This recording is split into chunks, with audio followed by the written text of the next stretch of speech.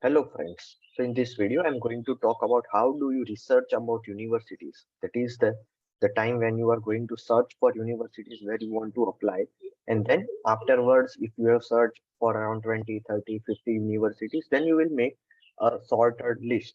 That is shortlisting of universities. So before shortlisting, you need to have a general idea about which universities your area's professors are working in, which universities provide scholarships if you want to keep that factor. So there are multiple factors you can think of, and I'm going to talk about each of that factor in detail. And then, since you have a lot of information, you need to maintain an Excel sheet for all those data which you have compiled from a university. So while you are shortlisting, you have all the data at one place, and then you can look at the data and make a decisions that you want to apply at that university or not, or is that university ambitious or dream university, or moderate level, or very easy for your admission, etc.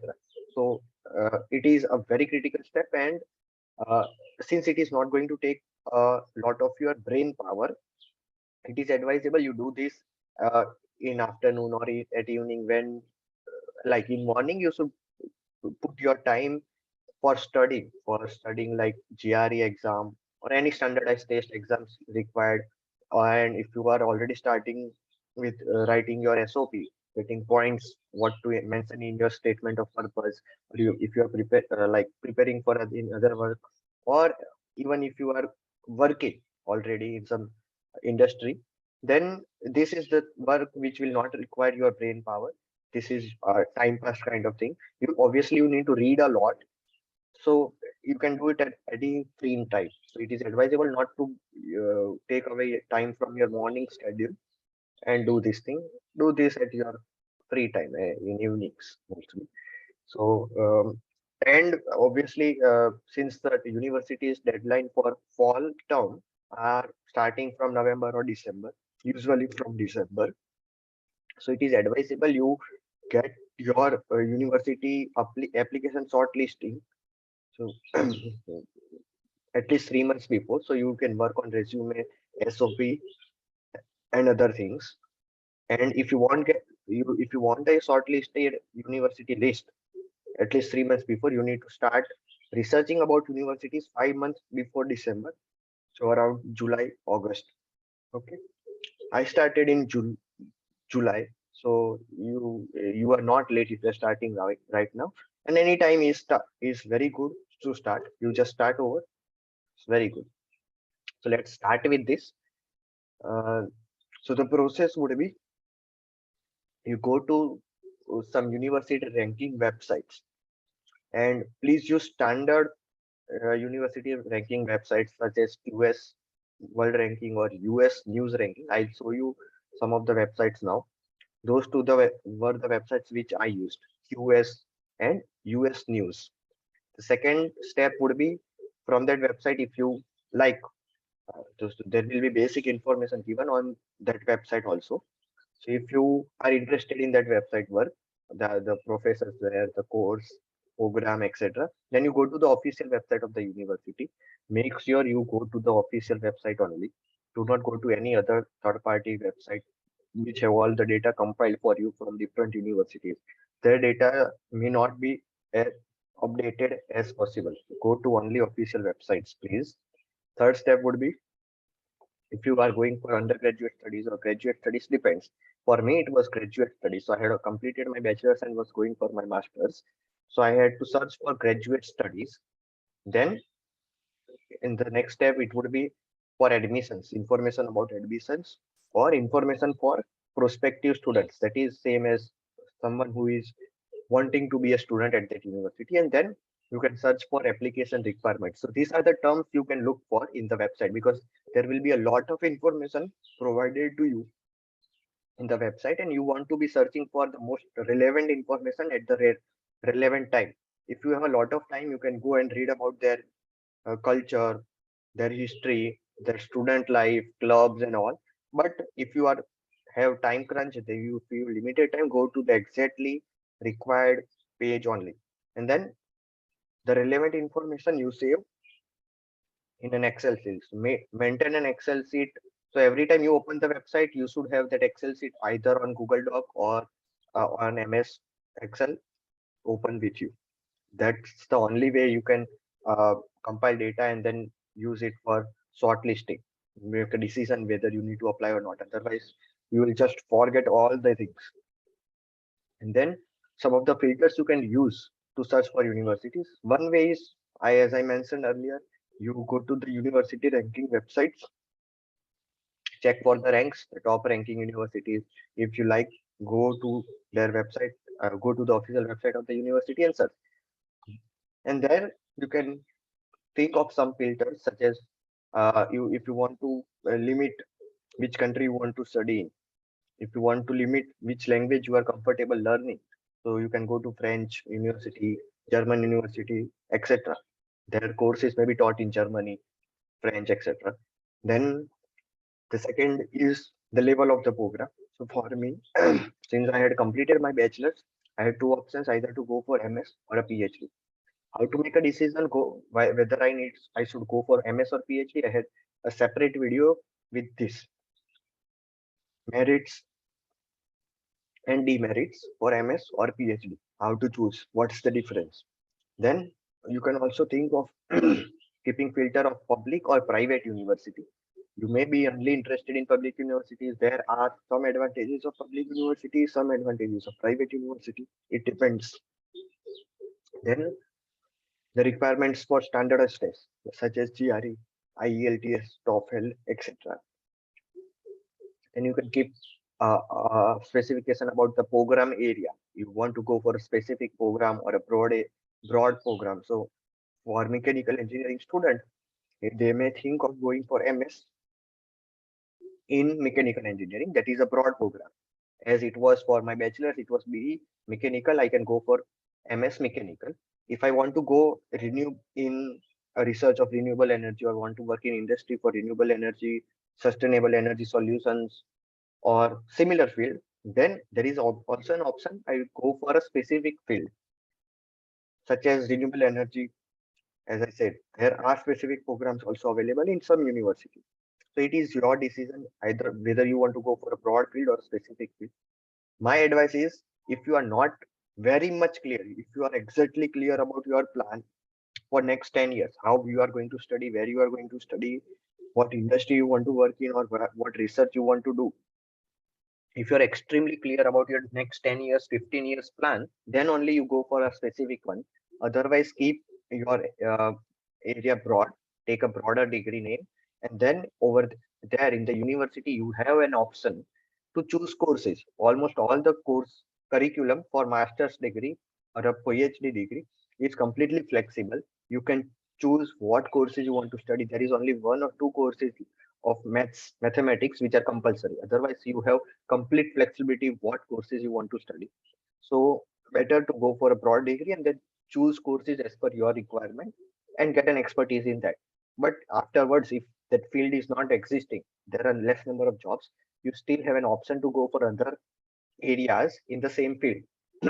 I mean, if i if I get a mechanical engineering degree, I may start with my start my career in renewable energy. But if that field is not much developed, I am not getting enough pay, not earning enough, then I may think of going to petrochemical engineering, or I may think of going to robotics. That is all possible if I have a degree in mechanical engineering. If I specifically take a degree in renewable energy, then I'll not have an option to going for petrochemical engineering or robotics or anything else. Okay.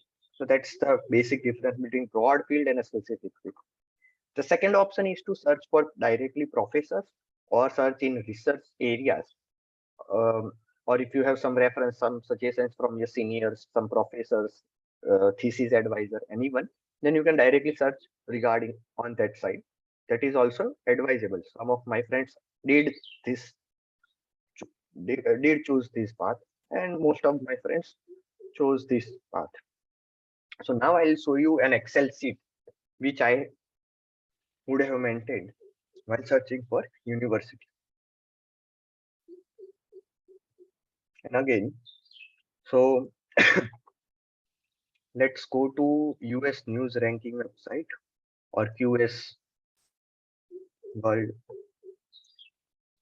University ranking. Right. Please look at the latest ranks, and then there are options to check for subject-wise ranking also, university ranking and department-wise ranking. Everything is possible.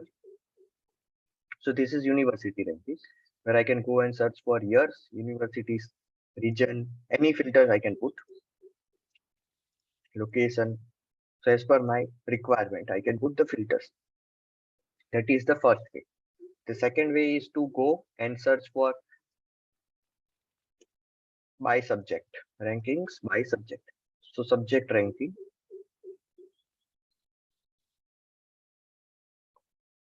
and then over here you have all the sections. But for my case, it was engineering, mechanical engineering, which I can find over here.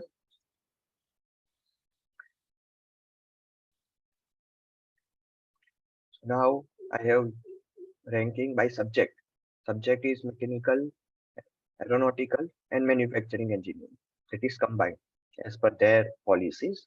And now if I want to only go to maybe USA, then I can put North America over here, or I can put United States over here. I can put multiple locations also. And then they'll show you the university. So MIT, Stanford, Harvard, UCB, University of Michigan and Harvard, Georgia Tech, California, Caltech, Purdue, UIUC, Pennsylvania State. So there are multiple. And then you can put 100 universities over here. Then in a university, you can have some basic information would be provided to you about what is the ranking by subject, university ranking, and over here it would be student faculty ratio and all such ranking criteria will be there, which you should not directly look for. You can get a glance at it, but do not just look for that. You go over here, you search for your master's program in mechanical engineering. If such programs exist, they will list down. Otherwise, if you are sure they have an program in mechanical engineering, then you directly go to University of Michigan website.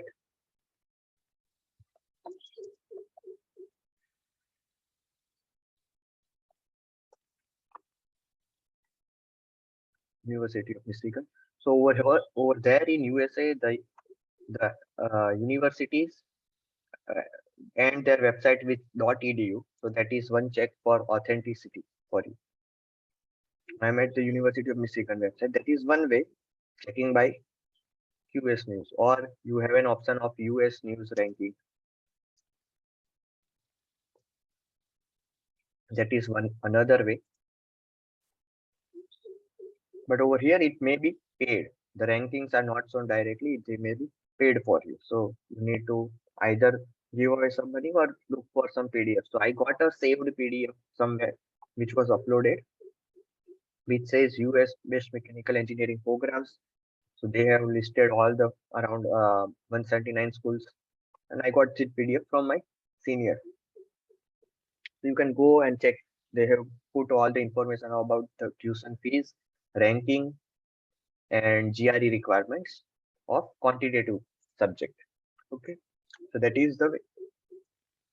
Now, the other way was to go to a Google Scholar page and directly search for areas you are interested in. This is the second way. So if I'm interested in renewable energy, I'll put renewable energy over there. I'll get all the papers. Go to the latest ones. So you have an idea of who are the current active people or active research labs around the globe researching in this area. So I got some papers. I can get to any paper or any person. So I can go to paper. That is one of the options.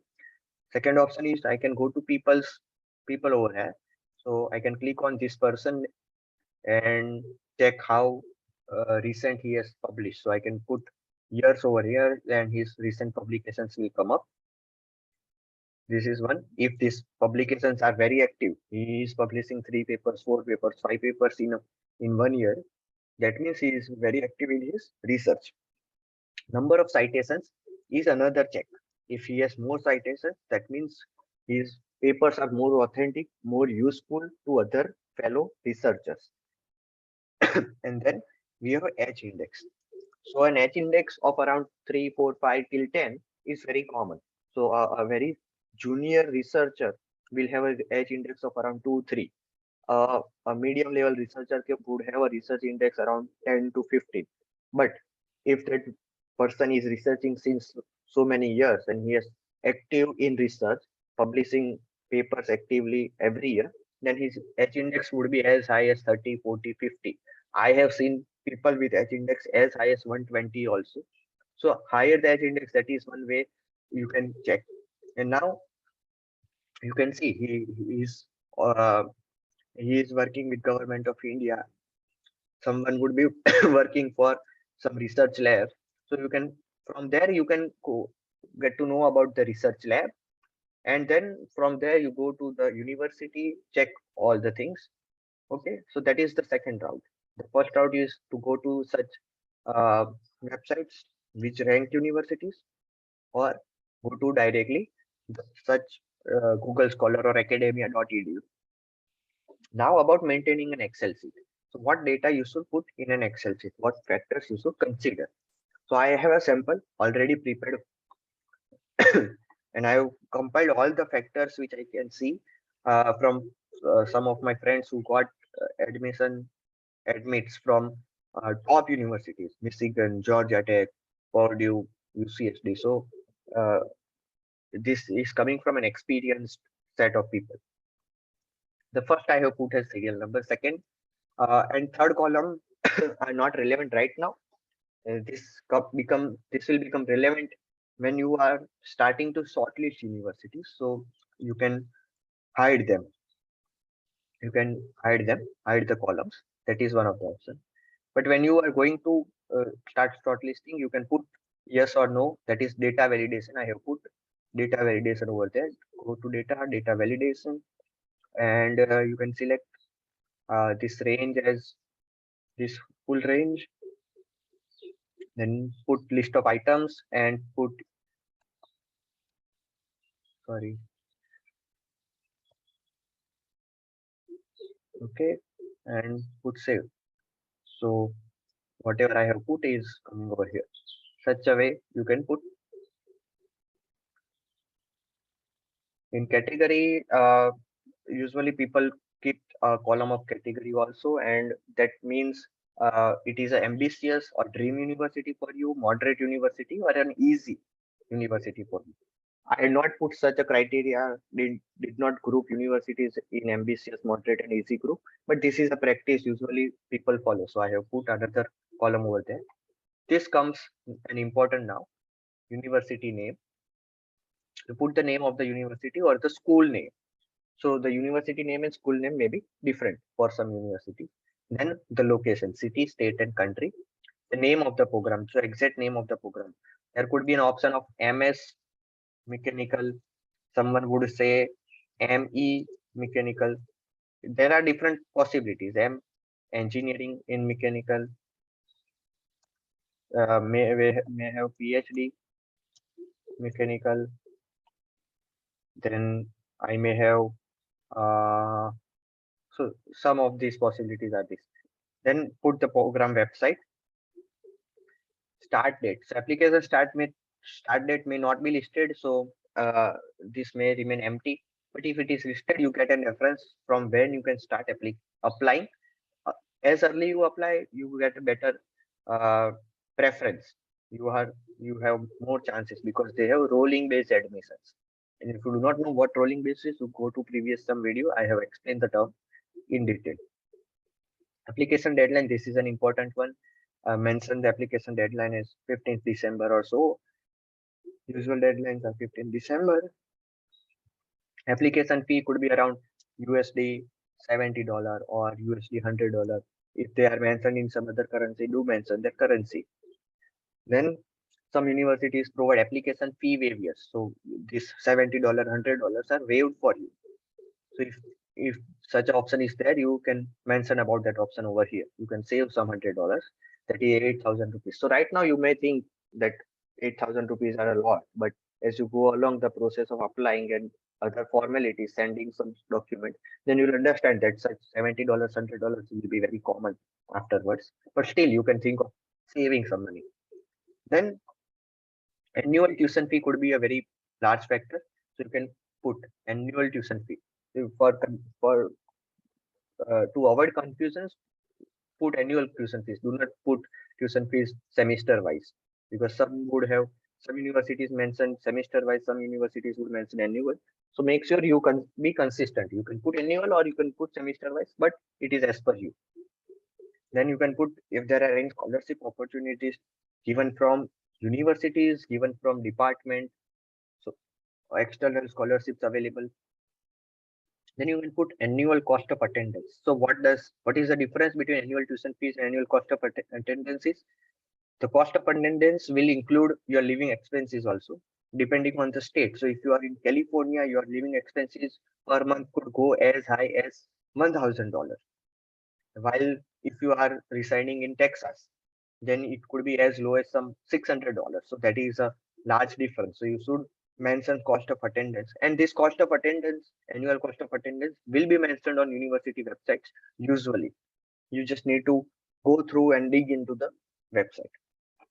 Then other funding opportunities. So on most of the department pages, it will be mentioned that do they give opportunities to master level students for research assistant, teaching assistant, grader positions, etc. Then you can keep this one factor as a for class size. If it is a class of 50 students, 100 students, and international intake proportion. So out of a class of 100, how many international students are there? So that shows the diversity in their classes. That may be one of the factors for you to consider. I did not look at this factor when I was looking for universities. Then another could be the number of credits or number of hours of study. This will be mentioned on their websites. So Europe universities for master level, it would say 120 credits. On the opposite side, for USA, they would say 30 credits or 35 credits, 40 credits or so for master levels. So it depends. So you can just mention. On curriculum side, you can put notes of the flexibility you have for courses, the flexibility you have to go for internship. If you have option to do a thesis, short-term thesis of 6 months, 4 months, and such. Or if you have a mini projects available, industrial projects available, co-ops available or not. Okay, so you can put all those notes over there. Then as per the location, the minimum temperature and maximum temperature, because that could be one of the criteria you may keep. I am a person who likes warm weather and hot weather. I do not like cold weather. So for me, a temperature and weather was a big factor while making decisions on whether to apply or whether to go for the university or not. Then facilities and labs of interest. So this is an important criteria. If you have so many research centers over there, interdisciplinary research is happening, interdepartmental work is happening, then that university is better for you.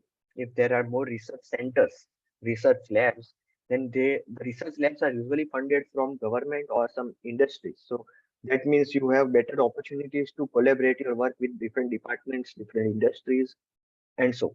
And similarly, at the same time, you have better chances of funding also. So you should mention what labs and the facilities of interest, whether they have such a new machine or so.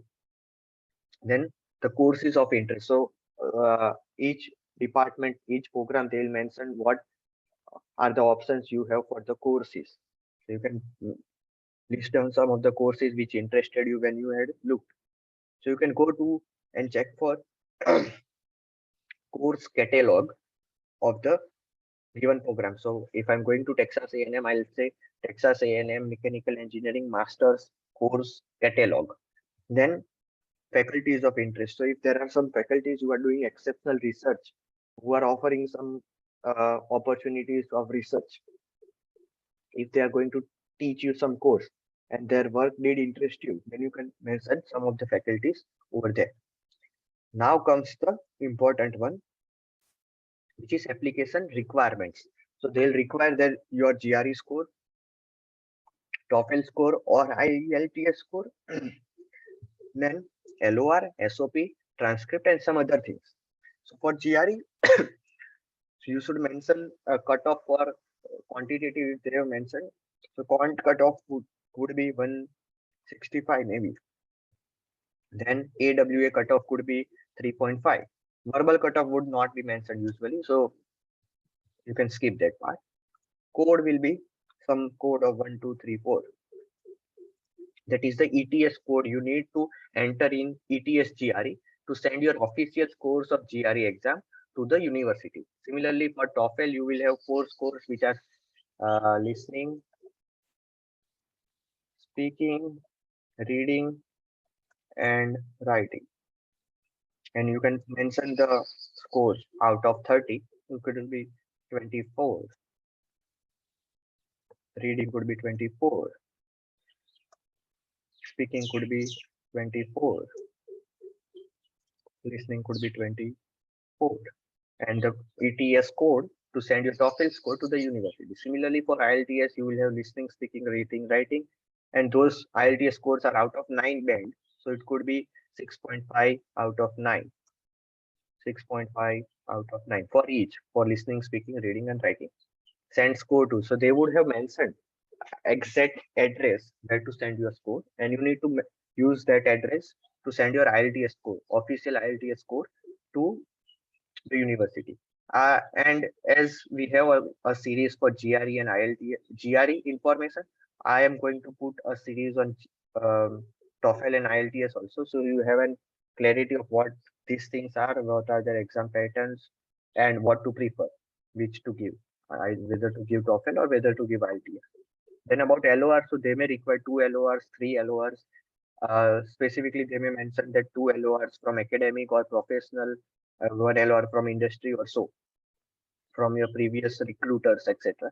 SOP, so you may mention that what are their requirements you must adhere to. They may ask you why you are going for mechanical engineering, why you are coming to this university specifically, what are your future plans, how is the coursework at that specific university going to help you in your future, and similarly. So they may mention some specific requirements, what you should mention in the SOP, and there would be requirements with word limit. So 1000 words or 2 pages.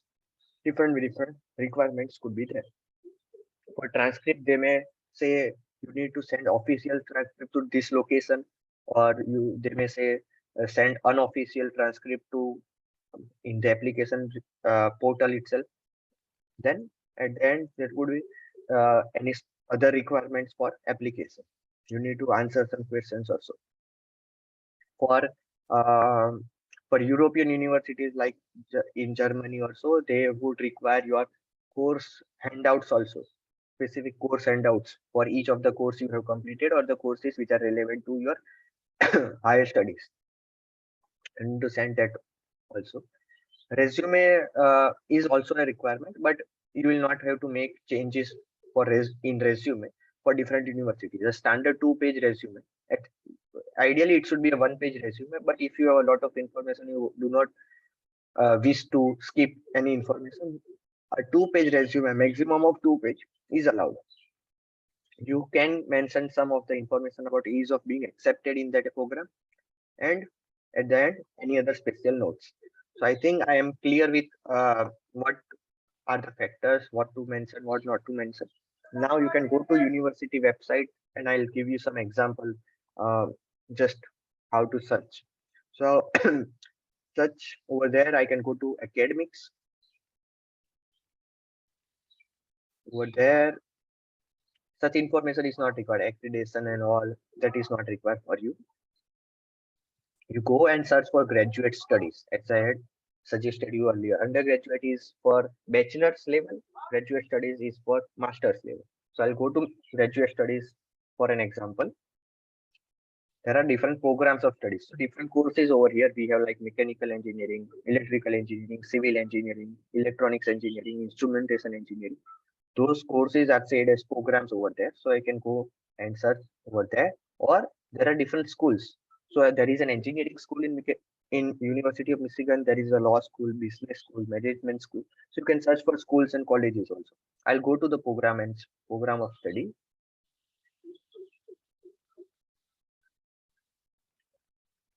And over here they have put some option for me to search. So I can search over here for the campuses. So there they have 3 campus degree levels and school.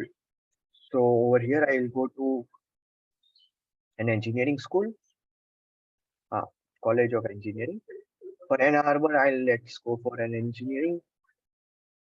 And I may put mechanical engineering and submit. They have this one option of mechanical engineering, which is only at Ann Arbor. That is the campus. Degree is doctoral and masters. Both are there. Application deadline for fall PhD is 1 December. For masters in MS, that is Master of Science, it is 15th January. Application codes are this. I'll go to their official website. Such messages and things are not required to be viewed right now if you are short of time. Okay, you can go and check for admissions for graduate and application requirements. Okay, and you will almost have all the information related to that. Test of foreign language, test of English or standardized English test, English proficiency test. These are the different synonyms they may put. Grades and scores, so GRE grade required or not. Application document checklist, so statement of purpose, personal statement, curriculum vitae, transcripts, GRE scores. So everything is being mentioned over here. Scanned official copies. So what does that this statement means is whatever scanned copy PDF you have got from your university, those are called official. You can take a scan or take a photo of it and send or upload on the apply web portal. GRE scores. So they have mentioned GRE scores are already waived. Then English proficiency test scores. So whose scores they have mentioned the cutoffs over here. Letter of recommendation requirement. All the things are mentioned. If you do not find some information, you can go and search for FAQs. Okay. So about this, you have got information about university name, city, program, website, application start date, application fee waivers, everything you have got. Now you can go and search for more uh, uh, important information about scholarship, tuition fees and all. So let's go and about academics, graduate.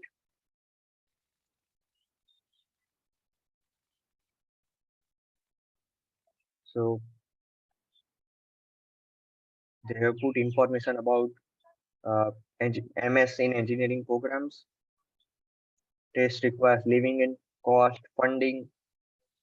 So funding is already covered now. Scholarship will be covered, annual cost of attendance will be covered, funding opportunities will be covered in funding. You can go and check.